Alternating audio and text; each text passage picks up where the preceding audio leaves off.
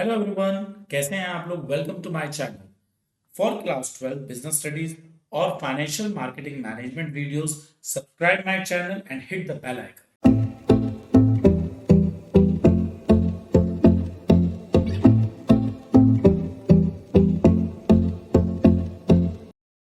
Hello everyone, welcome to my channel. आज हम लोग बिजनेस स्टडीज क्लास 11 का चैप्टर नंबर 1 एक सिंगल शॉट में वाइंड अप करेंगे।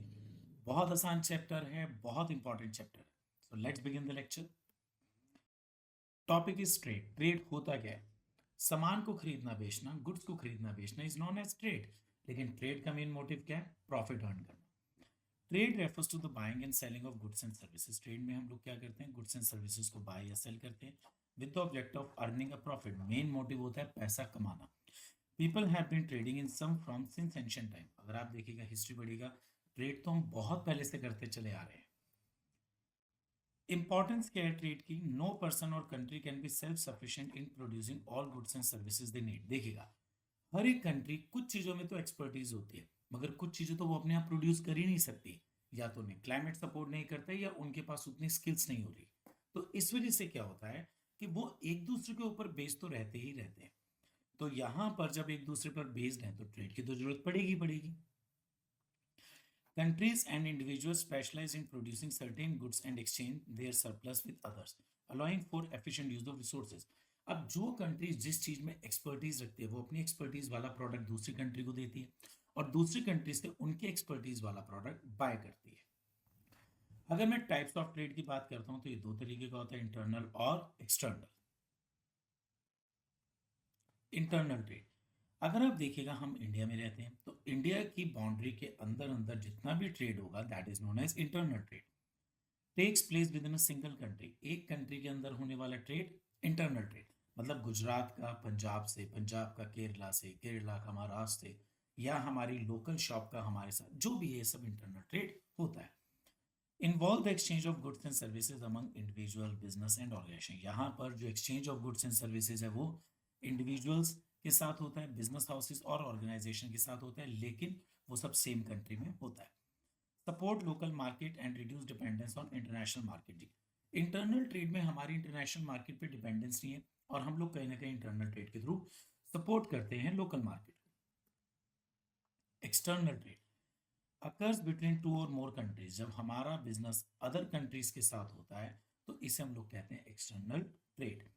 Involve the import and export of goods and services. देखिएगा, इंटरनल ट्रेड में सामान खरीदना बाय और सामान बेचना सेल, लेकिन इंटरनेशनल बिजनेस के अंदर सामान खरीदना इंपोर्ट और उसको बेचना export. Increase global availability of products and promote international economic ties.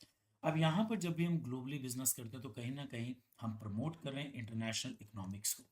Now the topic is importance of internal trade. कि ये जो हम इंटरनल ट्रेड करते हैं, मतलब अपनी ही कंट्री के अंदर बिजनेस करते हैं, इसकी क्या इंपॉर्टेंस है? Internal trade helps in distribution of goods across different region within a country. Internal trade में क्या होता है?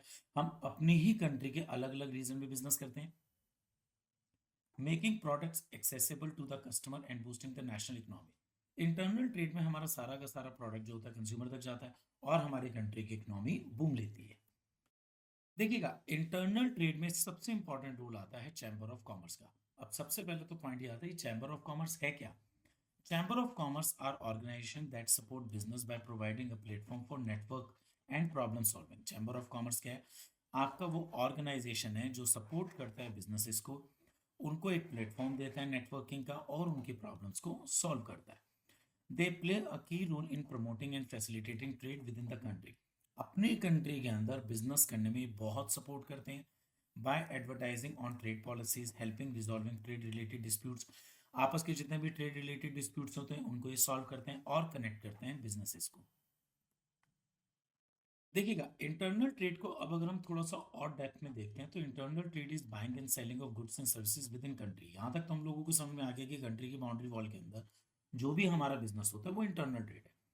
Whether items are bought from local shop, आप अगर अपनी लोकल शॉप से सामान खरीद रहे हैं, सेंट्रल मार्केट से खरीद रहे हैं, मॉल से खरीद रहे हैं, किसी सेल पर्सन से खरीद रहे हैं, एग्जीबिशन से खरीद रहे हैं, ये सब का सब हमारा इंटरनल ट्रेड है। नो इम्पोर्ट और कस्टम ड्यूटी, इसमें कोई भी आपको इम्पोर्ट ड्यूटी कस्टम ड्यूटी नहीं लगती है, क्योंकि कस्टम ड्यूटी और इम्पोर्ट ड्यूटी हमेशा इंटरनेशनल बिजनेस में होती है। पेमेंट जो होती है यूजुअली हमारी अपनी ही कंट्री की करेंसी में होती है, मतलब हम लोग जो प्रीफर करते हैं इंटरनेशनल करेंसी की बजाय अपनी इंडियन रुपीज में ही प्रीफर करते हैं। टाइप्स ऑफ इंटरनल ट्रेड में दो तरीके के होते हैं, होलसेल और रिटेल। होलसेल ट्रेड में क्या होता है, आप अपना बल्क में सामान खरीदते हैं और रिटेलर को स्मॉल क्वांटिटी में बेचते हैं, मतलब फैक्ट्री से बल्क में सामान खरीदा, रिटेलर को स्मॉल क्वांटिटी में बेचा। तो एक तरीके से होलसेलर फैक्ट्री और रिटेलर के बीच के लिंक होते हैं। Wholesaler involve buying and selling goods in large quantities. जितने भी होलसेलर होते हैं लार्ज क्वांटिटीज में सामान खरीदते हैं, यूजुअली रीसेल करने के लिए या फर्दर यूज के लिए। होलसेलर जो होते हैं इंटरमीडिएटरीज का काम करते हैं प्रोड्यूसर और रिटेलर के बीच में। ये हेल्प करते हैं इजियर डिस्ट्रीब्यूशन में गुड्स को एक बहुत बड़े एरिया में। आप खुद सोचिएगा, एक फैक्ट्री वाला पूरा इंडिया तो नहीं कवर कर सकता अपना सामान डिस्ट्रीब्यूट करने में, यहाँ पर होलसेलर उसकी हेल्प करते हैं। एग्जाम्पल, प्रोडक्ट जैसे वेजिटेबल ऑयल हो गए, सोप हो गए, ये सब के सब एक रीजन से दूसरे रीजन में होलसेलर की हेल्प से ही सप्लाई किए जाते हैं। Key points of wholesale trade. Wholesaler sell mainly to retailer. जितने भी होलसेलर होते हैं रिटेलर को सामान बेचते हैं, अदर बिजनेस हाउसेस को बेचते हैं, लेकिन ये लोग कंज्यूमर के साथ डील नहीं करते। दे बाय इन बल्क, ये बल्क में बाय करते हैं मैन्युफैक्चर से और सेल करते हैं छोटी छोटी क्वांटिटीज को रिटेलर को। Wholesaler act as a link between manufacture and retailer. Manufacture और रिटेलर के बीच का हमारा होलसेलर एक लिंक होता है, मतलब वो मैन्युफैक्चर से सामान लेता है और रिटेलर को देता है। Now the topic is retail trade. Retail trade involves selling goods in small quantities directly to the final consumer. Retail trader कौन होते हैं? जो फाइनल कंज्यूमर को सामान बेचते हैं। Retailer are the last link in supply chain. हमारी जो सप्लाई चेन है, मैन्युफैक्चरर, होलसेलर, रिटेलर और कस्टमर, तो कस्टमर के साथ बिल्कुल रिटेलर कांटेक्ट रखते हैं, तो हमारी सप्लाई चेन में ये सबसे लास्ट लिंक है। Providing goods to the individual buyer. For example, grocery store या डिपार्टमेंटल स्टोर से कस्टमर जो होते हैं अपना सामान बाय करते हैं। रिटेलिंग के अगर मैं मेथड की बात करता हूं तो हम लोग उसे स्टोर हाउस से भी सेल करते हैं, टेलीफोन से सेल करते हैं, ऑनलाइन सेल करते हैं, वेंडिंग मशीन के थ्रू भी सेल करते हैं हम लोग। अब होलसेलर का और रिटेलर का रोल क्या होता है? बोथ होलसेलर और retailer play a key role in connecting producer and customer. तो देखिएगा, होलसेलर और रिटेलर कहीं ना कहीं इन दोनों का काम होता है मैन्युफैक्चर से कस्टमर तक सामान को अवेलेबल कराना। They help ensure goods are available quickly at a fair price for customer. इनका मेन काम क्या होता है कि कस्टमर तक सामान जो होता है फेयर प्राइस में जाना चाहिए। ऑब्जेक्टिव क्या होता है इंटरनल ट्रेड का? The main aim of internal trade is to distribute goods within the country. Internal trade का मेन एम है कि हमारी कंट्री के अंदर जो है सामान डिस्ट्रीब्यूट होना चाहिए, बट ये सामान फेयर और एफिशिएंट वे में डिस्ट्रीब्यूट हो, रिजनेबल रेट पर डिस्ट्रीब्यूट होना चाहिए, making them available to the customer at reasonable cost. और सामान कस्टमर्स तक अवेलेबल होना चाहिए रिजनेबल कॉस्ट पर। देखिएगा, अब तक हम लोगों ने ये तो समझ लिया कि जो होलसेलर होते हैं ये मैन्युफैक्चर और रिटेलर के बीच की चेन होती है। अब यहाँ पर हम लोग बात करते हैं इनकी सर्विसेज। तो जो हमारे होलसेलर होते हैं इनकी सर्विसेज मैन्युफैक्चर के लिए भी है और रिटेलर के लिए भी है, या हम दूसरे शब्दों में कह सकते हैं होलसेलर की कुछ रिस्पॉन्सिबिलिटीज मैन्युफैक्चर के लिए और कुछ रिस्पॉन्सिबिलिटीज रिटेलर के लिए। सर्विसेज टू मैन्युफैक्चर, मतलब यहाँ पर होलसेलर की रिस्पॉन्सिबिलिटी मैन्युफैक्चर के लिए है। First, facilitating large scale production. Wholesaler gather order from many retailer. जितने भी होलसेलर होते हैं बहुत सारे रिटेलर से ऑर्डर कलेक्ट करते हैं, परचेज इन बल्क, और उसके बाद वो जो ऑर्डर एक बल्क की फॉर्म में बन जाता है और वो फैक्ट्री वालों को देते हैं और वहां से सामान बल्क में बाय करते हैं। Allowing manufacture to produce on large scale. अब जब ऑर्डर ये बल्क में देते हैं तो कहीं ना कहीं मैन्युफैक्चर को ये अलाउ कर रहे हैं बल्क में प्रोडक्शन करने के लिए, which help reduce production cost. Manufacture अगर बल्क में प्रोडक्शन करेगा तो कॉस्टिंग तो कम आएगी, क्योंकि बल्क में प्रोडक्शन के लिए रॉ मटेरियल सस्ता आएगा। Bearing risk, wholesaler buy goods in their own name. अब फैक्ट्री से सामान जो है ट्रक में लोड किया गया, होलसेलर को दिया गया, यहाँ पर सारा सामान होलसेलर अपने नाम से बाय करता है, उसको स्टोर भी अपने पास करता है और बहुत सारे रिस्क भी वो खुद ही उठाता है, जैसे प्राइस का ड्रॉप हो जाना, स्टोर हाउस में चोरी हो जाना या कोई स्पॉइलेज हो जाना। This relieve manufacture of this financial risk. और कहीं ना कहीं ये जो सारे सारे रिस्क हैं जब होलसेलर उठाता है तो मैन्युफैक्चर तो बहुत रिलैक्स रहता है। फाइनेंशियल असिस्टेंस, देखिएगा होलसेलर क्या करता है, छोटी छोटी अमाउंट रिटेलर से लेता है और एक इसको बल्क फॉर्म में मैन्युफैक्चर को पे करता है। Wholesaler often pay in cash for goods then buy, मतलब जितने भी होलसेलर होते हैं वो सामान कैश की फॉर्म में लेते हैं, which means manufacture don't have to tie up their capital in stock. यहाँ पर मैन्युफैक्चर को जो पैसा होलसेलर दे रहा है तो मैन्युफैक्चर को अपना बहुत सारा पैसा बॉन्ड नहीं करना पड़ता। Sometimes wholesaler even advance money for bulk order. यहाँ पर बहुत बार ऐसा होता है कि होलसेलर जो होते हैं एडवांस मनी भी दे देते हैं मैन्युफैक्चरर को बल्क में सामान खरीदने के लिए, इससे इन्हें सामान और सस्ता मिलता है। Expert advice, being in direct contact with the retailers, जितने भी होलसेलर होते हैं रिटेलर के कांटेक्ट में होते हैं। होलसेलर अंडरस्टैंड कस्टमर प्रेफरेंस, अब यहाँ पर रिटेलर से वो फीडबैक लेते हैं कस्टमर की प्रेफरेंसेस का, मार्केट के ट्रेंड का, और उनके कॉम्पिटिटर्स क्या कर रहे हैं, और ये सारी की सारी वैल्यूएबल मार्केट इंफॉर्मेशन जो होते हैं ये मैन्युफैक्चरर के साथ शेयर करते हैं। हेल्प्स इन मार्केटिंग, देखिएगा मैन्युफैक्चरर ने तो सामान होलसेलर को भेज दिया, अब होलसेलर क्या कर रहा है, अलग अलग रिटेलर्स को सामान दे रहा है। अब यहाँ पर मार्केटिंग की सारी जिम्मेवारी होलसेलर की आ जाती है और मैन्युफैक्चरर सिर्फ अपने प्रोडक्शन पे ध्यान देता है। Wholesaler handle the distribution to numerous retailer, wholesaler जो होते हैं अपना सारा सामान रिटेलर को डिस्ट्रीब्यूट करते हैं। Who then sell to individual customer, और आगे रिटेलर कस्टमर को सामान बेचता है। This allows manufacturer to focus more on production rather than marketing activity, इससे क्या होता है कि प्रोडक्शन पर मैन्युफैक्चरर ज्यादा फोकस करता है रादर देन मार्केटिंग पर। Ensuring continuity of production by buying and storing goods regularly, wholesaler retailer को सामान बेचता है और मैन्युफैक्चरर से खरीदता है, मैन्युफैक्चरर को बार बार ऑर्डर देता है, सामान ले रहा है, स्टोर कर रहा है, रिटेलर को बेच रहा है, ये एक साइकिल लगातार चलता रहता है। Wholesaler help manufacture maintain study production, इससे क्या होता है होलसेलर इस पूरे साइकिल को पूरा करने के लिए हर बार मैन्युफैक्चरर को ऑर्डर देता है सामान को प्रोड्यूस करने के लिए, और होलसेलर वो सामान प्रोड्यूस करवाता है मैन्युफैक्चरर से और आगे रिटेलर को सप्लाई करता है। ये पूरा का पूरा साइकिल रेगुलर चलता रहता है। देखो होलसेलर क्या करता है, पूरा का पूरा एक ट्रक जो है मैन्युफैक्चरर से खरीदा और अपने गोडाउन में उसको स्टोर कर दिया। अब यहाँ पर मैन्युफैक्चरर को हेल्प क्या मिली कि उसको अपने यहाँ स्टोर करने के लिए स्पेस की जरूरत ही नहीं है। ज्यादा से ज्यादा सामान जो होता है मैन्युफैक्चरर जो होता है होलसेलर को डिस्ट्रीब्यूट कर देता है और सारा का सारा जो डिस्ट्रीब्यूशन के बाद सामान है होलसेलर अपने स्टोर कर लेता है। Wholesaler store product in their warehouse, जितने भी होलसेलर होते हैं अपने वेयरहाउस में स्टोर करते हैं सामान को। This frees manufacture from the need of maintaining large storage facilities, यहाँ पर मैन्युफैक्चर बिल्कुल फ्री हो जाता है लार्ज स्टोरेज को कंट्रोल करने के लिए, एक बहुत बड़ी जगह अपने पास स्टोरेज के लिए रखने के लिए। By keeping goods available until needed by the retailer, अब होलसेलर जो होता है हमेशा अपने पास ये सामान तब तक रखता है जब तक रिटेलर को उसकी जरूरत होती है। अभी तक हम लोगों ने होलसेलर की सारी वो सर्विसेज करी जो मैन्युफैक्चरर के लिए थी, लेकिन होलसेलर तो रिटेलर के लिए भी काम कर रहा है, तो अब उसकी रिस्पॉन्सिबिलिटी रिटेलर्स के लिए क्या है। Availability of goods. Wholesaler ensure that retailer have access to wide variety of product without needing to stock large inventory from multiple manufacturer. Retailer जो है अलग अलग मैन्युफैक्चर पे जाएगा, उनसे सामान लेगा, तो फिर होलसेलर का रोल क्या रहा, तो होलसेलर इस बात के लिए इंश्योरेंस करता है कि रिटेलर जो है उसके पास है, ना कि फैक्ट्री वाले के पास जाए और सारा सामान उनसे ले जाए, ना कि अपने यहाँ बहुत सारा सामान स्टोर करे, जितनी नीड है उतना रिटेलर सामान होलसेलर से ले लेता है। This makes easier for retailer to offer diverse option, इससे क्या होता है रिटेलर के लिए बहुत ज़्यादा ईजी हो जाता है कस्टमर्स को बहुत सारे ऑप्शंस अवेलेबल कराने में, क्योंकि होलसेलर अलग अलग फैक्ट्री वालों से सामान लेंगे और रिटेलर को वो सारा सामान प्रोवाइड कराएंगे। Marketing support, wholesaler assist retailer with marketing activity including advertisement, sale, promotion. आपको देखिएगा जितने भी रिटेलर होते हैं उनकी शटर पर या कोई फ्लेक्स लगी हुई होती है जिसमें कोई ना कोई ऐड होता है किसी कंपनी का, ये सारी रिस्पॉन्सिबिलिटी होलसेलर की होती है। This support help create awareness and demand for new product, इससे क्या होता है जब किसी फ्लेक्स पर किसी सेलिब्रिटी का ऐड होता है तो उस प्रोडक्ट की बाय डिफॉल्ट डिमांड रिटेलर के यहाँ बढ़ जाती है। ग्रांट ऑफ क्रेडिट, देखिएगा एक रिटेलर पिछले 20 साल से होलसेलर से सामान ले रहा है, अब होलसेलर को उस रिटेलर पर ट्रस्ट है तो डेफिनेटली वो उसको उधार सामान देता है।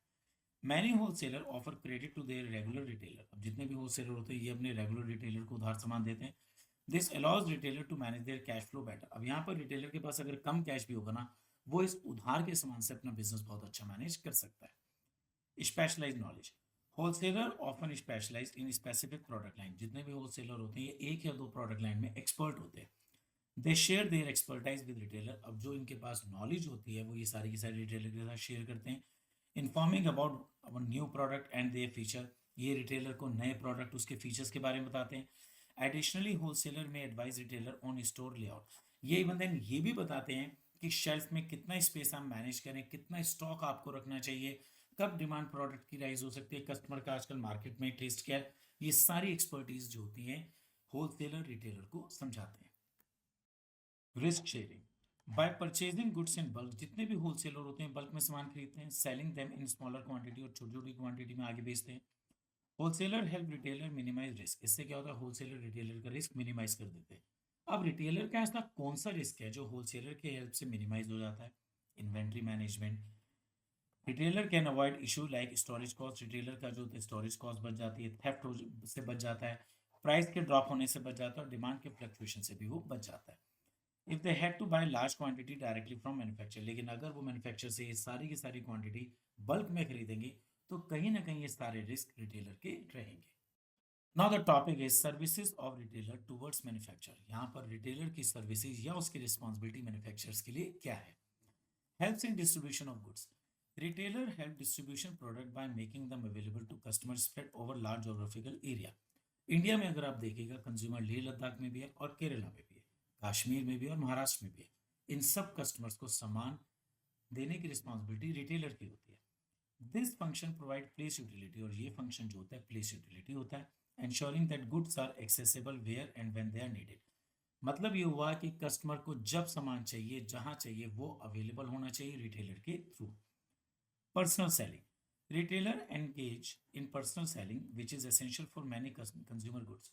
अब देखो रिटेलर बहुत बार क्या करता है, आपको कन्विंस करता है कि मेरे कहने पर आप ये सामान ले लीजिएगा। अब उससे क्या होता है, बहुत सारे रिटेलर अपने कस्टमर्स को कन्विंस कर देते हैं और होलसेलर का सामान बिकवाने में हेल्प करते हैं।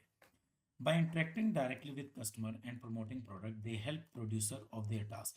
अब यहाँ पर क्या हुआ, सामान जो है रिटेलर ने कन्विंस करके कस्टमर को भेज दिया, मैन्युफैक्चरर का सामान बेचने का टारगेट पूरा हो गया। Enabling large scale operations। Retailer free manufacturer and wholesaler from the need of making individual sale to consumer in small quantities। Retailer क्या करता है, सारा का सारा सामान स्मॉल क्वांटिटीज में कस्टमर को बेचता है। This allow producer to focus on large scale production. अब इससे मैन्युफैक्चर बहुत रिलैक्स हो जाता है और वो सिर्फ और सिर्फ प्रोडक्शन पे फोकस करता है। Collecting market information. Retailer are in direct contact with customer. जितने भी रिटेलर होते हैं कस्टमर के डायरेक्टली कंटैक्ट में, making them variable source of market information. और कहीं ना कहीं ये जो कॉन्टैक्ट होता है रिटेलर के पास मार्केट इंफॉर्मेशन को लेकर आता है। They gather insider about the customer preference, taste and attitude. अब यहाँ पर जब रिटेलर कस्टमर्स के टच में, कस्टमर्स के टेस्ट के बारे में पता लग जाता है, उसके एटीट्यूड के बारे में पता लग जाता है, और कहीं ना कहीं ये सारी इंफॉर्मेशन मैन्युफैक्चरर और होलसेलर को हेल्प करती है आगे प्रोडक्शन और मार्केटिंग में। Helps in promotion. Retailer assist manufacturer and distributor with promotional activity. जितने भी रिटेलर होते हैं कहीं ना कहीं मैन्युफैक्चरर और डिस्ट्रीब्यूटर को हेल्प करते हैं प्रमोशन में। दे पार्टिसिपेट इन एडवर्टीजमेंट कैंपिंग। ये रिटेलर एडवर्टीजमेंट कैंपिंग में पार्टिसिपेट करते हैं, प्रमोशनल इवेंट में पार्टिसिपेट करते हैं, कस्टमर्स को फ्री गिफ्ट, सेल कॉन्टैक्ट्स की हेल्प में हेल्प करते हैं, और कहीं ना कहीं ये सब चीजें जो होती हैं प्रमोशन में हेल्प करती है। Services of retailer towards customer. अब देखिएगा कहीं ना कहीं रिस्पॉन्सिबिलिटी रिटेलर की कस्टमर्स के लिए भी है। Regular availability of product. अगर आप अपनी नेबर शॉप पर जाते हैं और उनके पास आपको प्रोडक्ट नहीं मिलता, आप एक बार जाएंगे, दो बार जाएंगे, आप किसी तीसरी शॉप पर चले जाएंगे जो आपको वो प्रोडक्ट अवेलेबल कराएगा, तो यहाँ पर प्रोडक्ट अवेलेबल कराने की रिस्पॉन्सिबिलिटी रिटेलर की है। Retailer ensure that a wide range of product is constantly available for customer. यहाँ पे रिटेलर की रिस्पॉन्सिबिलिटी बनती है कि कस्टमर्स को प्रोडक्ट अवेलेबल हो। This reliability allows buyer to find and purchase item whenever they need. अब इससे क्या होता है, रिटेलर के ऊपर ट्रस्ट जम जाता है कस्टमर्स का कि उन्हें प्रोडक्ट रिटेलर से मिल जाएगा जब भी उन्हें चाहिए। New product information. Retailer play a crucial role in informing customer about new product. कोई नया प्रोडक्ट मार्केट में आया और दुकान पे है तो यहाँ पर कस्टमर को बताने की रिस्पॉन्सिबिलिटी रिटेलर की होती है। Through effective display and personal selling they highlight the feature and benefit of new item. यहाँ पर डिस्प्ले करके, पर्सनल सेलिंग करके कहीं ना कहीं नए प्रोडक्ट के बेनिफिट्स बता के सामान को बेचने की जिम्मेवारी रिटेलर की है। Convenience in buying. Retailer buy goods in bulk. Retailer जो होते हैं थोड़ी क्वांटिटी में सामान लेते हैं and sell them in smaller quantity to customer, और कस्टमर को एक एक दो दो यूनिट्स की फॉर्म में बेचते हैं। They are often located close to residential area. ये कस्टमर के हमेशा रेजिडेंशियल एरिया के आसपास होते हैं, और कहीं ना कहीं ये लोग typically operated for extended hours. इनके ड्यूटी आवर्स बहुत ज़्यादा होते हैं। आप खुद अपने आसपास परचून की दुकान को देखिएगा, ग्रोसरी शॉप को देखिएगा, सुबह से लेकर शाम तक खुली रहती है, लेट आवर्स तक खुली रहती है। Providing convenience for shoppers. Wide selection. By stocking a wide variety of product from different manufacturer, retailer offer customer a broad selection to the choose from। अब यहाँ पर क्या होता है कि जो रिटेलर होता है वो अलग अलग होलसेलर से, अलग अलग मैन्युफैक्चरर से सामान मंगाता है और कस्टमर को एक ही जगह पर वैरायटी ऑफ प्रोडक्ट ऑफर करता है। This variety help customer finding product they need their best. अब यहाँ पर कस्टमर को जो भी उसका बेस्ट प्रोडक्ट होता है रिटेलर अवेलेबल करा देता है। Now the topic is types of retailing trade. Retailing in India include many different types of retailer. अगर हम बात करते हैं इंडिया में रिटेलिंग की तो बहुत तरीके का होता है। यहाँ पर बिजनेस के साइज के हिसाब से होता है, small size business, large size business, ownership के हिसाब से होता है, टाइप्स ऑफ गुड्स के हिसाब से होता है, और बिजनेस की लोकेशन के हिसाब से भी हम टाइप्स ऑफ रिटेल बना सकते हैं। बट हमारे इस चैप्टर के अंदर जो मेन कॉमन फीचर है वो है फिक्स प्लेस के हिसाब से टाइप्स ऑफ रिटेलिंग। तो ये हमारे दो तरीके के हैं, इटरेंट और fix shop retailing. Itinerant retailers are the small trader who don't operate from their fixed place of business। आप देखिएगा आपके गली मोहल्ले में सब्जी वाले आते हैं, ये हमारे इटरेंट रिटेलर होते हैं। ये वो रिटेलर होते हैं जो अपना सामान एक जगह से दूसरी जगह घूम कर बेचते हैं, मूवेबल बिजनेस करते हैं। They move from one place to another, एक जगह से दूसरी जगह तक मूव करते हैं। Selling goods directly to customers, customers को डायरेक्टली अपना सामान बेचते हैं। जैसे कि इस पिक्चर में ये देखिएगा, ये अपना सब्जी जो है कस्टमर्स के डोर स्टेप तक डिलीवर कर रहे हैं। गली मोहल्लों में बेचते हैं, पब्लिक स्पेसेस पर भी ये बेचते हैं। इटरेंट रिटेलर मतलब जो बिजनेस करने वाले एक गली से दूसरी गली सामान घूम घूम कर बेचते हैं, उनकी क्या कैरेक्टरिस्टिक्स है। First is small scale operation. They operate with limited resource. Natural है, अपनी रेडी पर या रिक्शा पर या किसी कार्ट पर इनके पास बहुत थोड़ा सा ही सामान होता है। इनके पास स्मॉल रेंज ऑफ प्रोडक्ट होती है, daily use goods. They usually sell everyday customer item. Normally ये फ्रूट्स वेजिटेबल जो हमारी डेली नीड्स यूज होती हैं उनमें ये डील करते हैं।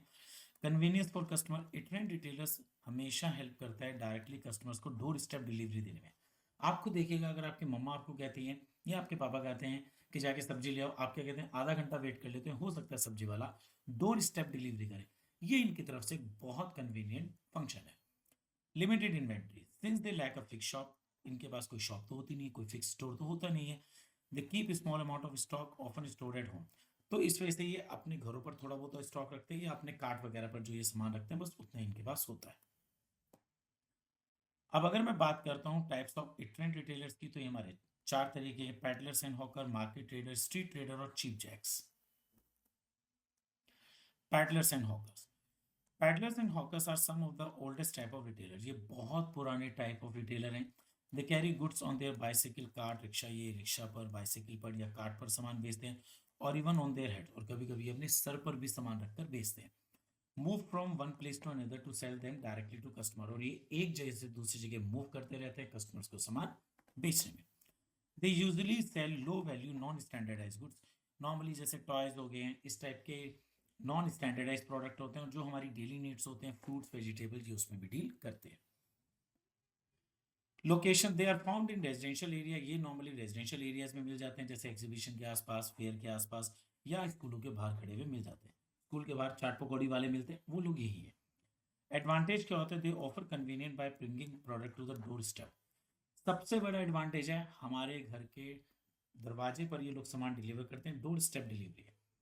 However the quality and the price may not be always be reliable. लेकिन कई बार इनकी क्वालिटी और प्राइस पर आप रिलाय नहीं कर सकते हैं। Market traders. Market traders setup temporary shop at specific location on fix days. Market trader क्या करते हैं, फिक्स डेज के हिसाब से अपनी शॉप को सेट करते हैं। किसी सिटी में ये सैटरडे में अपनी शॉप सेट करते हैं, किसी सिटी में संडे में करते हैं लोग। They may specialise in one type of product. ये नॉर्मली एक ही कैटेगरी के प्रोडक्ट में स्पेशलाइज होते हैं, जैसे fabrics, toys, crockery. They mainly serve lower income group customer, और इनका जो मेन फोकस होता है वो लोअर इनकम ग्रुप कस्टमर्स होता है। Street traders. Street traders are small retailer who operate near area with a high foot traffic. Normally street traders वो होते हैं जिन्हें हम लोग पेमेंट मेंडर भी बोलते हैं। ये हाई फुट ट्रैफिक पर, जहाँ पर ज़्यादा भीड़ भाड़ होती है, वहाँ पर मिलते हैं, जैसे रेलवे स्टेशन हो गए, बस स्टैंड हो गए। They usually have a fix stock where they sell goods. Normally ये एक ही जगह पर आपको मिल जाएंगे जहाँ पर ये अपना सामान बेचते हैं। इनके पास कॉमन आइटम होती हैं बेचने के लिए, स्टेशनरी, फूड, क्लोथ्स, न्यूज़पेपर और मैगजीन। अब ये मार्केट ट्रेडर से कैसे अलग है। Unlike market trader, street trader do not frequent change their location. ये मार्केट ट्रेडर के जैसे अपनी फ्रीक्वेंटली शॉप को चेंज नहीं करते, अपनी लोकेशंस को उतनी फ्रीक्वेंटली चेंज नहीं करते। आपके जो मार्केट ट्रेडर हैं वो तो हर हफ्ते चेंज करेंगे, संडे में अलग, ट्यूसडे में अलग, लेकिन ये लोग इतने रैपिडली चेंज नहीं करते। Cheap jacks. Cheap jacks have the small temporary shops in business area. Business area में इनकी शॉप्स होती हैं। They move from one location to another but not as frequently as peddler and hawker. They offer low cost consumer goods and services such as watch and shoe repairs. अब अगर मैं बात करता हूँ fix shop still, now the topic is types of fix shop retailers, कि जो हमारे fix shop retailers हैं कितने तरीके की होती है। तो बेसिकली दो कैटेगरी में आती हैं, और ये कैटेगरी हम लोग इनके साइज के हिसाब से बना रहे हैं। स्मॉल साइज वाले स्मॉल शॉपकीपर्स होते हैं, लार्ज साइज वाले लार्ज रिटेलर्स होते हैं। Types of fixed small shop, जो स्मॉल शॉप वाले होते हैं वो general store, speciality, street stall और सेकंड हैंड गुड शॉप्स होते हैं। General store, general store are widely found in the residential area. Residential area के आसपास जनरल स्टोर्स बहुत मिल जाते हैं। They stock a variety of product catering to daily customers need, और इनके पास डेली कस्टमर नीड का सारा सामान होता है। ये टॉयलेटरीज में डील करते हैं, ग्रोसरी में डील करते हैं, स्टेशनरी में डील करते हैं, कन्फेक्शनरी आइटम्स में ये लोग डील करते हैं। These store often stay open for extended hours. आपको देखिएगा आपके नेबर की जो शॉप है सुबह 7-8 बजे खुल जाती है और रात के 9-10 बजे तक खुली रहती है। मतलब आप देखिएगा उनके कितने लंबे ड्यूटी आवर्स हैं। And may often provide credit facility, और ये अपने रेगुलर कस्टमर्स को क्रेडिट फैसिलिटी भी देते हैं। Their success largely depends on the honours relationship with the local community. आपको देखिएगा ब्रेड तो आप किसी भी शॉप से ले सकते हैं, लेकिन आप हमेशा एक पर्टिकुलर शॉप पर जाते हैं क्योंकि उस शॉपकीपर का बिहेवियर आपको अच्छा लगता है। तो इनका सारा बिजनेस इनके बिहेवियर पर है। Speciality shop, speciality shop focus on specific product, जैसे चिल्ड्रंस क्लोथ्स हो गए, men's wear.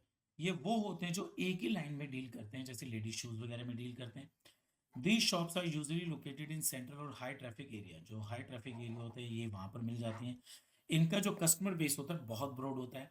They offer a wide selection with in the speciality. अब मान लिया स्कूल यूनिफॉर्म है, तो स्कूल यूनिफॉर्म वाली शॉप मल्टीपल स्कूल्स की यूनिफॉर्म रखती है, तो वहां पर ये वाइड सिलेक्शन इनको प्रोवाइड कराते हैं। Catering particularly to the urban market, urban market में ये ज़्यादा मिलते हैं आपको, where the customer seek specific goods. Street stall holders, street stall holders operate in areas with heavy foot traffic. ये नॉर्मली अपना बिजनेस हमेशा उस एरिया में करते हैं जहां पर पॉपुलेशन ज़्यादा होती है, ट्रैफिक ज़्यादा होता है। जैसे स्ट्रीट कॉर्नर्स हो गए। दे mainly deal in low price item, normally ये लो प्राइस आइटम में डील करते हैं, जैसे होजरी हो गया, टॉयज हो गया। With a small operational area, these stores offer convenience for customer looking for quick purchase. Normally जो कस्टमर क्विक परचेज करना चाहते हैं ये स्ट्रीट स्टॉल होल्डर्स उनमें हेल्प करते हैं। दे typically source there stock from the local suppliers. इनका सारा का सारा स्टॉक जो होते हैं लोकल सप्लायर से आता है। Second hand good shops, these shops sell used और सेकेंड हैंड आइटम। ये जो शॉपकीपर्स होते हैं ये सिर्फ और सिर्फ सेकेंड हैंड आइटम्स में डील करते हैं। मतलब एक ऐसा प्रोडक्ट जो ऑलरेडी यूज्ड है उसमें ये डील करते हैं, चाहे वो सेकेंड हैंड बुक्स हैं, सेकेंड हैंड क्लोथ्स हैं, फर्नीचर और even vehicles. They offer low price. Normally जो सेकेंड हैंड सामान होता है लो प्राइस होता है, making them appeal to cost conscious customer. और नॉर्मली जो कॉस्ट कॉन्शियस कस्टमर होते हैं जो महंगा सामान नहीं खरीदना चाहते हैं और वो चाहते हैं कुछ सस्ता सेकेंड हैंड सामान अच्छा मिल जाए, ये उन टाइप के कस्टमर्स को अपील करते हैं। वाइल सम में स्टॉक रेयर और एंटीक आइटम्स, और कभी कभी इनके पास तो रेयर और एंटीक आइटम्स भी मिल जाती है। They range from simple street stall with minimum setup to more structure shops. ये एक स्ट्रीट स्टॉल से लेके बहुत बड़ी शॉप्स तक भी हो सकते हैं। And cater to variety of customers need, और कस्टमर्स की नीड को फुलफिल करते हैं। From budget purchase to collector of historical articles. Normally ये एक रूटीन सेकेंड हैंड आइटम से लेके एंटीक्स और हिस्टोरिकल आर्टिकल्स में भी डील करते हैं। Now the topic is fixed shop large retailers. तो इसमें सबसे पहले आता है नाम डिपार्टमेंटल स्टोर्स का। A departmental store is a large retailing established offering a broad range of product। जितने भी डिपार्टमेंटल स्टोर होते हैं बहुत बड़े स्केल के रिटेलर्स होते हैं और ये वाइड रेंज ऑफ प्रोडक्ट में डील करते हैं across various categories under one roof.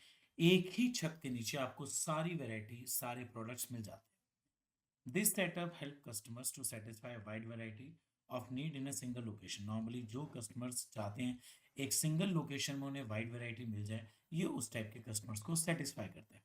For example store में have a separate department. Departmental stores में अलग अलग डिपार्टमेंट्स होते हैं, जैसे ग्रोसरी का अलग डिपार्टमेंट होगा, इलेक्ट्रॉनिक्स का अलग, फर्नीचर का अलग डिपार्टमेंट होगा, क्लोथिंग का अलग डिपार्टमेंट होगा, टॉयलेटरीज का अलग होगा। इस तरीके से अलग अलग डिपार्टमेंट्स होते हैं। While this model is more prevailing in western countries. Western countries में तो ये बहुत ज़्यादा है, लेकिन इंडिया में ये कम है। अकबर अली मुंबई और Spencer in Chennai. Features of departmental store, हम लोगों ने डिपार्टमेंटल स्टोर का मीनिंग तो पढ़ लिया कि एक ही छत में जो सारा सामान मिल जाता है अंडर वन रूफ, लेकिन इसके फीचर्स क्या हैं। First, comprehensive facilities. Many departmental store provide added amenities, जैसे रेस्टोरेंट हो गए, rest room, travelling information desk. यहाँ पर डिपार्टमेंटल स्टोर्स में बहुत सारी फैसिलिटीज मिल जाती हैं। Even then telephone booth. अब देखिए टेलीफोन बूथ का कल्चर तो आजकल खत्म हो गया, सबके पास मोबाइल है, बट इसके अलावा इनमें रेस्टोरेंट या ट्रैवलिंग इंफॉर्मेशन ये सब चीज़ें आपको मिल जाती है। This emphasize on service target high end customer। Normally departmental store उन कस्टमर्स को टारगेट करता है जो सर्विसेज पे ज़्यादा बिलीव करते हैं और जो अपनी कन्वीनियंस को ज़्यादा प्रायोरिटी देते हैं। Central location, these stores are usually situated in prime city location. ये जो स्टोर होते हैं हमेशा सिटी की प्राइम लोकेशन पर होते हैं, making them accessible to a large customer base, ताकि ज़्यादा से ज़्यादा कस्टमर्स को ये अट्रैक्ट कर सकें। लार्ज स्केल मैनेजमेंट, आपको पता है इतना बड़ा डिपार्टमेंटल स्टोर कोई एक सोल प्रोप्राइटर या पार्टनरशिप लेवल पर तो रन नहीं किया जा सकता है। डिपार्टमेंटल स्टोर को रन करने के लिए कंपनी फॉर्मेशन करी जाती है। Due to their size departmental store are often run as a joint stock company. अपने साइज की वजह से इन्हें ऐसे कंपनी रन किया जाता है। इस कंपनी के अंदर board of director, general manager, departmental head सब होते हैं। Direct purchase and warehousing, departmental store buy directly from manufacture. जितने भी डिपार्टमेंटल स्टोर होते हैं ये मैन्युफैक्चर से सामान खरीदते हैं। रिड्यूसिंग इंटरमीडिएटरीज, अब जब इन्होंने सारा का सारा सामान मैन्युफैक्चर से खरीद लिया, होलसेलर, रिटेलर सब खत्म कर दिए, तो इनके लिए सामान बहुत सस्ता हो जाता है। They often have their own warehouse, इनके अपने वेयर हाउस होते हैं। Centralise purchasing, decentralise sale. देखिए होता क्या है, यहाँ पर डिपार्टमेंटल स्टोर में एक परचेज डिपार्टमेंट बना होता है।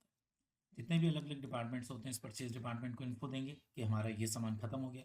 परचेज डिपार्टमेंट सारी परचेज करने के बाद अलग अलग डिपार्टमेंट को डिस्ट्रीब्यूट करता है और अलग अलग डिपार्टमेंट उस सामान को सेल करते हैं। Purchases are handled by central department, सारी की सारी परचेज सेंट्रल डिपार्टमेंट करता है, but sale are carried in each department, लेकिन जो सेल होती है अलग अलग डिपार्टमेंट करते हैं। Advantages of departmental store. First, high customer attraction. Located in central area, जितने भी डिपार्टमेंटल स्टोर होते हैं हमेशा ये सेंट्रल एरिया में होते हैं। Departmental store draw large crowd, और कहीं ना कहीं ये लार्ज क्राउड को अट्रैक्ट तो करते ही हैं, स्पेशली ड्यूरिंग पीक आवर्स। आप किसी भी डिपार्टमेंट स्टोर में सैटरडे संडे में चले जाइएगा, आप देखेंगे सैटरडे संडे में इनके पास एक ह्यूज क्राउड होता है। Convenient shopping experience, by offering a wide range of goods in one location, एक ही लोकेशन पर सारा सामान मिल जाता है। Customer save time and efforts, customer का टाइम और एफर्ट्स सारे बच जाते हैं as they can meet all the shopping under one roof. Attractive services, services include home delivery, telephone order execution, credit facility. Department store अपने customers को बहुत अच्छी सर्विसेज भी देते हैं, सामान को घर तक भिजवा देना, टेलीफोन से ऑर्डर को एग्जीक्यूट कर देना, क्रेडिट फैसिलिटी देना। इसके अलावा रेस्ट रूम, रेस्टोरेंट और सबसे ज़्यादा प्लीजेंट एक्सपीरियंस देना शॉपिंग का। Economics of scale, due to large scale operation departmental store benefit from cost saving. अब चूंकि ये लार्ज स्केल पर बिजनेस करते हैं तो कॉस्ट तो इनकी सेव हो ही जाती है। Promotion of sale, with ample budget for advertisement, departmental store के पास बहुत बड़ा बजट होता है एडवर्टीजमेंट का, प्रमोशन का। Departmental store can actively boost their visibility and sale. आपको देखिएगा डिपार्टमेंट स्टोर में बहुत सारे कॉन्ट्रैक्ट्स चलते हैं, फ्लैक्स लगाई जाती है, स्कीम्स होती है, एडवर्टीजमेंट होते हैं, तो कहीं ना कहीं ये सेल को तो प्रमोट करते ही हैं। देखिएगा डिपार्टमेंट स्टोर में अभी तक हमने अच्छी अच्छी बातें पढ़ी हैं, लेकिन कुछ तो उसमें लिमिटेशंस भी है। First, limited personal attention, large scale operation can make it difficult to offer personalise services to each customer. अब चूंकि इनका स्केल ऑफ ऑपरेशन बहुत बड़ा होता है तो ये पर्सनलाइज सर्विसेज हर कस्टमर्स को नहीं अप्रोच कर पाते। High operating cost, due to focus on services operational expenses are often high. आपको देखिएगा आप जिस भी मॉल में जाते हैं, किसी भी डिपार्टमेंट स्टोर में जाते हैं, इनके ऑपरेटिंग कॉस्ट बहुत ज़्यादा होती है। और making product price less appealing to lower income group. अब चूंकि इनके एक्सपेंसेस बहुत ज़्यादा हैं, प्रोडक्ट का प्राइस बहुत हायर एंड पर होता है, तो लो इनकम ग्रुप तो कभी अट्रैक्ट होता ही नहीं है इनकी तरफ। Now the third is risk of losses. High cost and large scale operation mean that these store may face significant losses. अब चूंकि इनकी कॉस्टिंग बहुत ज़्यादा है तो इस वजह से इनको लॉसेस के रिस्क तो लगा ही रहेगा। Specially if the customer preferences और फैशन ट्रेंड चेंज, अगर कस्टमर के प्रेफरेंस चेंज होगी, फैशन चेंज हो गया, तो जितने भी डिपार्टमेंट्स हैं उनके अंदर से सामान बिकेगा नहीं और इनको कहीं ना कहीं लॉस होगा। Inconvenient location for daily needs, आपको क्या लगता है कोई भी पर्सन सिर्फ एक ब्रेड बटर लेने के लिए मॉल जाता होगा? बिल्कुल भी नहीं। ब्रेड बटर या कोई भी डेली नीड्स होते हैं वो आसपास की शॉप से ही पूरा कर लेते हैं। The central location may not be ideal for customer seeking essential item on short notice. जितने भी कस्टमर्स हैं अगर उनको शॉर्ट नोटिस में कोई भी सामान चाहिए वो कभी भी इन मॉल्स में नहीं जाते, वो आसपास की शॉप से पूरा कर लेते हैं। Now the topic is chain stores. Chain stores are also known as multiple shops. Chain stores को हम लोग मल्टीपल शॉप्स कहते हैं। आप लोगों ने मैकडोनल्ड्स देखा है, पूरे इंडिया में लुक इनका एक जैसा है, एम्बियंस एक जैसी है, इनका इंफ्रास्ट्रक्चर पूरा एक जैसा आपको मिलेगा, रेसिपी एक जैसी होगी, रेट एक जैसा होगा। This is known as chain store.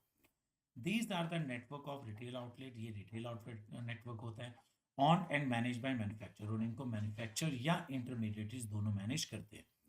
Each store has a standardise appearance, सबका लुक अपील एक होता है, इन सबका एम्बियंस एक जैसा होता है, सेटअप सबका एक जैसा होता है, मर्केंडाइज अप्रोच एक जैसी होती है, सेलिंग जो होती है सिमिलर प्रोडक्ट करते हैं। मतलब आप किसी भी डोमिनोज के रेस्टोरेंट में चले जाइएगा, किसी भी डोमिनोज के आउटलेट में चले जाइएगा, आपको वहां पर एक जैसे ही मेन्यू मिलेगा।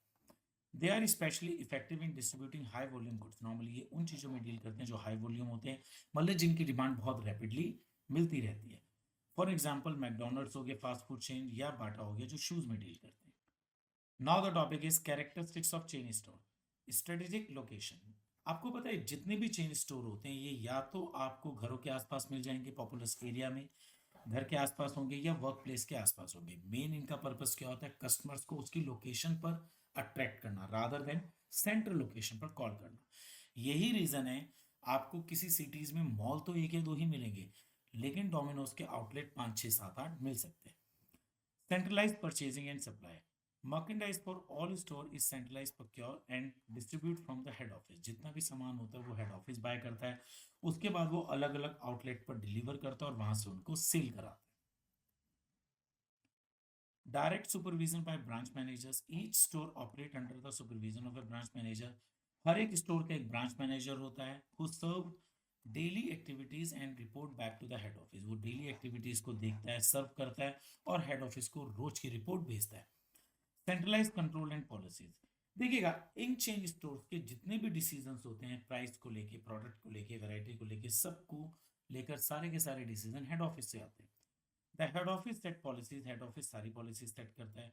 ओवरसीज देयर इंप्लीमेंटेशन, सारे के सारे इंप्लीमेंटेशन को वो देखते हैं। Maintain consistency across all branches, head office का मेन पर्पज होता है सभी ब्रांचेस में कंसिस्टेंसी रहे, क्वालिटी को लेके, फूड को लेके, रेट को लेके, हर एक चीज में वो एक जैसे ही होने चाहिए। Fix price and cash cell, prices हमेशा एक ही होता है सभी ब्रांचेस पर और सेल हमेशा कैश बेसिस होती है, ये लोग उधार में डील बिल्कुल भी नहीं करते। क्वालिटी कंट्रोल थ्रू इंस्पेक्टर्स, आपको पता है ये लोग अपनी क्वालिटी को कैसे चेक करते हैं, हेड ऑफिस में कुछ इंस्पेक्टर्स अपॉइंट कर रखे होते हैं, वो अलग अलग ब्रांच में रैंडम सर्वे पे चले जाते हैं और वहाँ के फूड को लेके, एम्बियंस को लेके चेक करते हैं। Inspector ensure that store maintain customer service standard, inspector इस बात को इंश्योर करता है कि जितने भी स्टोर हैं वो कस्टमर के सर्विस स्टैंडर्ड को फुलफिल करें और जितने भी हेड ऑफिस के नॉर्म्स हैं उन सबको वो फुलफिल करें। Advantages of chain store, economics of scale, centralise procurement and distribution, reduce cost. अब सारा का सारा सामान हेड ऑफिस खरीद रहा है, देखिएगा डोमिनोज इंडिया में कितने सारे, सारा का सारा पिज्जा बेस एक हेड ऑफिस खरीदता है, सारी मेयोनीज एक हेड ऑफिस खरीदता है, तो उन्हें सब सामान तो सस्ता मिलेगा ही मिलेगा, allowing for the lower price for customer, और इस वजह से ये सस्ते रेट पर भी कस्टमर को ऑफर कर देते हैं। Elimination of middleman, by selling direct to the customer, जितने भी चेन स्टोर होते हैं कस्टमर्स को डायरेक्टली सामान सेल करते हैं। Chain store reduce the need for intermediaries offering product at more competitive price. अब यहाँ पर जितने भी चेन स्टोर होते हैं उनमें ना तो कोई होलसेलर होता है ना रिटेलर होता है, कोई इंटरमीडिएटरी नहीं होता, तो नेचुरल है कस्टमर्स को जो सामान ये अवेलेबल कराते हैं कॉम्पिटिटिव रेट पर कराते हैं। नो बैड डेट, क्या कभी आपके साथ ऐसा हुआ है कि आप डोमिनोज पे गए और उन्होंने आपको उधार सर्व करो, मैकडी में गए उधार सर्व करो? ये बिल्कुल नहीं करते, सारा का सारा बिजनेस कैश सेल होता है, तो इनके पास रिस्क ऑफ अनपेड तो होता ही नहीं है। फ्लेक्सिबल स्टॉक एलोकेशन, आपको क्या लगता है जितने भी बड़े बड़े आउटलेट है चेन स्टोर वाले, तनिष्क हो गया, वैन हुसैन हो गया, इनका अगर सामान एक आउटलेट पर नहीं बिकता तो ये उसका क्या करते हैं, ये लोग क्या करते हैं, उस सामान की जिस आउटलेट पर डिमांड होती है वहां से ट्रांसफर करके दूसरे आउटलेट पर भेज देते हैं। Stock can be transferred from location to meet demand, जिस आउटलेट पर सामान नहीं बिक रहा है दूसरे आउटलेट पर बिक रहा है तो ये दूसरे आउटलेट पर उसको ट्रांसफर कर देते हैं। इससे इनके डेड स्टॉक बिल्कुल भी नहीं होता या मिनिमाइज रह जाता है। रिस्क डाइवर्सिफिकेशन, सपोज करिए 50 आउटलेट्स हैं उसमें से 2 लॉस में चल रहे हैं, तो ये लोग क्या करेंगे, इन 2 का लॉस बाकी 48 के प्रॉफिट्स में डिस्ट्रीब्यूट कर देंगे। Losses in one store may be offset by profits in other, अब एक का जो लॉस होता है दूसरे के प्रॉफिट से पूरा कर दिया जाता है, रिड्यूसिंग द ओवरऑल रिस्क, इससे क्या होता है ओवरऑल रिस्क कम हो जाता है। Lower operating cost, centralise purchasing, marketing and elimination of middleman help reduce cost. सारा का सारा सामान हेड ऑफिस खरीदता है, सस्ता खरीदता है, मार्केटिंग भी वही करते हैं, मिडिल मैन इन्होंने हटा दिए, तो हर लेवल से इनकी कॉस्ट कम हो जाती है। Operational flexibility, non profit organisation can be closed और relocate without significant affecting the chain overall profitability. बहुत सारे ऐसे स्टोर्स होते हैं जो प्रॉफिट में नहीं है या वो लॉसेज में, ये लोग क्या करते हैं, उन्हें या तो बंद कर देते हैं या उनकी लोकेशन को चेंज कर देते हैं। Now the topic is limitations of chain store. Limited product range. आप कभी किसी एक चेन रेस्टोरेंट में जाइएगा और आप देखेंगे उनका जो मेन्यू है आपके किसी लोकल रेस्टोरेंट से कम होता है। तो यहाँ पर मैन्युफैक्चरिंग और chain store often sell their own product. ऐसा क्यों? क्योंकि ये सिर्फ अपनी ही ब्रांड में डील करते हैं, अपनी कंपनी के प्रोडक्ट्स में डील करते हैं। लिमिटेड कस्टमर चॉइस, यहाँ पर कस्टमर्स के साथ बहुत ही लिमिटेड चॉइस होती है। लेकिन आजकल जैसे रिलायंस रिटेल हो गए हैं, ये लोग मल्टीपल ब्रांड्स के प्रोडक्ट को कस्टमर्स को ऑफर करते हैं, तो यहाँ पर चॉइसेस थोड़ी सी ज़्यादा हो गई है। Second is reduced employ initiative. देखिएगा, इन रिटेल आउटलेट पर क्या होता है कि सारा का सारा एडवर्टीजमेंट का पैटर्न हेड ऑफिस डिसाइड करेगा, रॉ मटेरियल हेड ऑफिस लेगा, प्राइसेस हेड ऑफिस डिसाइड करेगा, एडवर्टीजमेंट कब करना है, किस टाइप की फ्लेक्स लगानी है, ये सब चीज़ें हेड ऑफिस डिसाइड करता है। तो नीचे जो एम्प्लॉयज़ हैं वो तो कुछ करते ही नहीं है इस तरीके से, तो वो सिर्फ क्या करते हैं, हेड ऑफिस की पॉलिसीज़ को ही फॉलो करते हैं। तो एक तरीके से strict adherence to head office guidelines can limit the ability of employees. जब सारी गाइडलाइंस हेड ऑफिस से आएगी तो कहीं ना कहीं ये एम्प्लॉयज़ की एबिलिटी को लिमिट कर देते हैं to make independent decision. Employees कभी भी इंडिपेंडेंट डिसीजंस नहीं ले पाते। Now the third is lack of personal touch. Centralized operation is strict policy. Adherence can sometimes lead to lack of personal engagement from employees. यहाँ पर सारी के सारी पॉलिसीज जो होती हैं बहुत स्ट्रिक्ट होती हैं, जिन्हें हर एम्प्लॉयज़ को फॉलो करना पड़ता है, तो उस वजह से कहीं ना कहीं पर्सनल एंगेजमेंट जो एम्प्लॉयज़ का कम हो जाता है। Difficulty in adapting to changing demand. आप इमेजिन करिएगा, किसी एक कंपनी के 50 आउटलेट्स हैं और उनके पास प्लेन शर्ट्स का स्टॉक रखा हुआ है, लेकिन कस्टमर्स का प्लेन शर्ट्स का टेस्ट हट गया, कस्टमर्स अब प्लेन शर्ट्स नहीं पहनना चाहता। तो 50 आउटलेट्स पर सॉरी जो स्टॉक रखा हुआ है उसका कितना बड़ा नुकसान होगा। एकदम तो डिमांड को चेंज होने पर ये प्रोडक्ट तो चेंज कर नहीं सकते। यहाँ पर कस्टमर ने तो बिल्कुल ही रिजेक्ट कर दिया प्लेन शर्ट्स, लेकिन ये 50 आउटलेट्स के स्टॉक का करेंगे क्या? तो कई बार इस तरीके से इन्हें बहुत बड़ा लॉस भी हो जाता है। Rapidly shifting customer demand can result in unsold stock. जब कस्टमर्स डिमांड में चेंज लेकर आता है तो इनके स्टॉक्स अनसोल्ड हो जाते हैं, लीडिंग टू पोटेंशियल लॉस, और इनको बहुत बड़ा लॉस होता है। Chain store are popular for their standardise shopping experience. Normally ये इसलिए पॉपुलर है क्योंकि इनका अपना एक स्टैंडर्डाइज शॉपिंग एक्सपीरियंस होता है, इकोनॉमिकली एफिशिएंट होता है और इनकी वाइड रेंज होती है। Although their model is best suited to product with stable demand. लेकिन ये जो मॉडल है ये सिर्फ उन्हीं चीज़ों में ज़्यादा बेटर है जिनकी डिमांड स्टेबल है और ब्रांड लॉयल्टी के साथ वो सामान बिकता है। Now the topic is difference between departmental store and multiple shops. Remember, जब भी कभी डिफरेंसेस आते हैं तो क्लास 11 में डिफरेंसेस को आप हमेशा बेसिस के साथ बताइएगा। मतलब ये है कि एग्जामिनर को ये पता लगना चाहिए आप डिफरेंसेस किन बेसिस पे कर रहे हैं। First is location.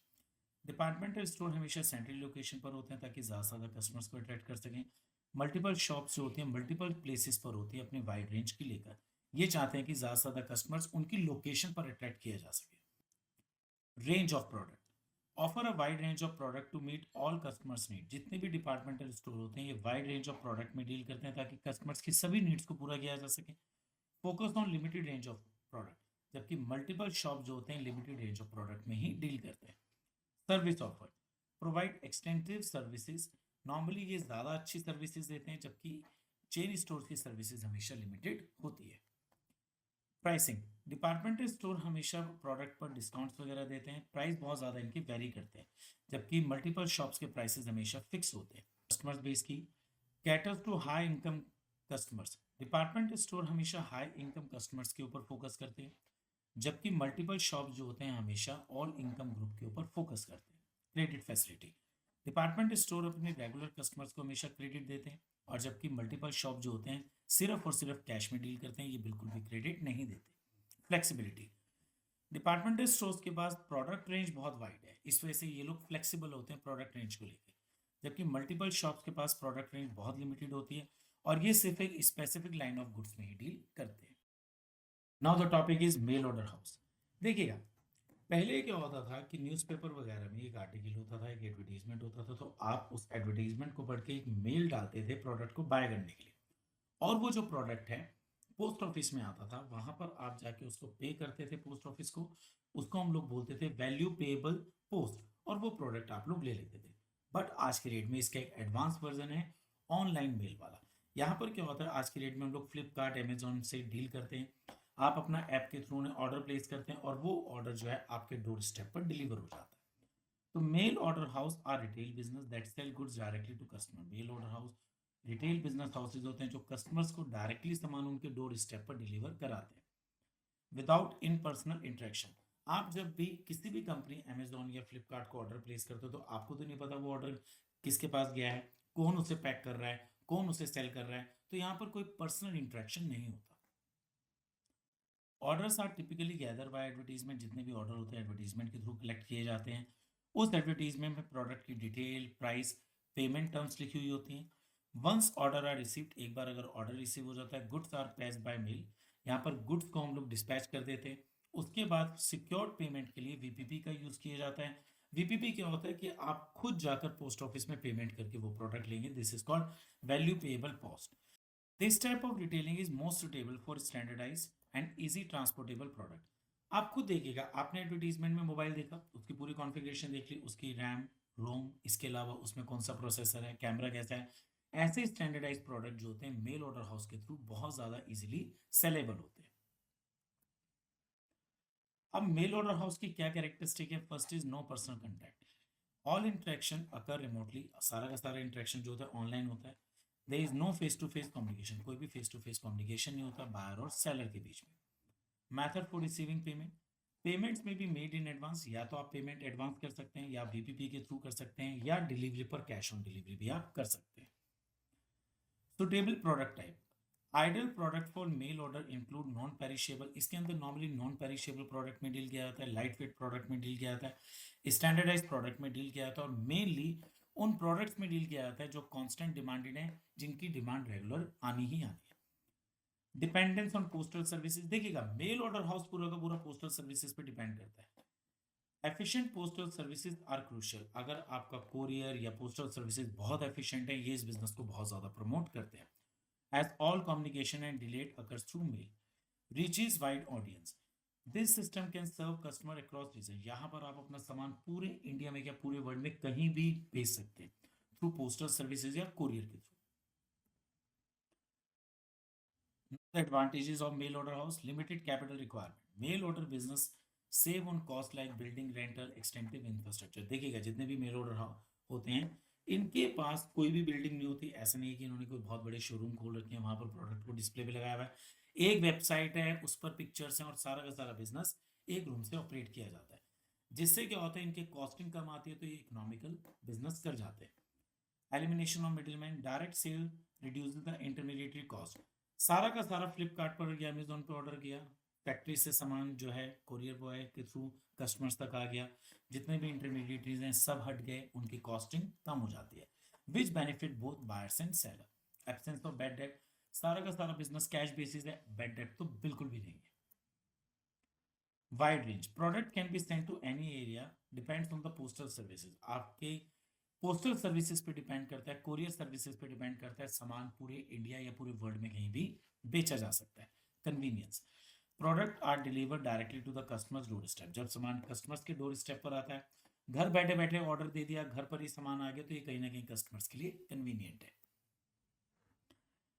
अब मेल ऑर्डर हाउस की कुछ लिमिटेशंस भी हैं। First is lack of personal contact, no direct interaction can lead to the misunderstanding as the buyer can not inspect goods before purchasing. यहाँ पर सबसे बड़ी प्रॉब्लम क्या है, आपने कोई प्रोडक्ट लिया, आप उसे बाय करने से पहले इंस्पेक्ट कर ही नहीं सकते, और पता लगा बाय करने के बाद जैसा हमने पिक्चर में देखा था वैसा तो वो प्रोडक्ट बिल्कुल भी नहीं निकला। स्पेशली ये क्लोथ्स में होता है, जो कलर हमें पिक्चर्स में मिलता है वो कई बार हमें रियल ग्राउंड पर नहीं मिलता। High promotion cost, significance investment is required for advertisement. Advertisement पर, प्रमोशनल मटेरियल पर बहुत पैसा ये लोग खर्च करते हैं। Now the third limitation is no credit facility. Since the mail order house do not extend credit facility, ये लोग बिल्कुल भी क्रेडिट नहीं देते हैं अपने कस्टमर्स को। तो जब ये क्रेडिट नहीं देते हैं तो चांसेस ऑफ बैड डेट बिल्कुल भी नहीं होता। Delayed delivery. Order takes time to process and deliver, which may frustrate customer seeking instant. अब होता क्या है कि सारा का सारा जो सामान डिलीवर होता है वो कोरियर या पोस्टल के थ्रू होता है, और कई बार ये कोरियर और पोस्टल डिले हो जाते हैं। इससे अगर आपको इमरजेंसी में सामान चाहिए तो वो आप तक नहीं पहुंच पाता और कस्टमर हमेशा डिससेटिस्फाइड हो जाता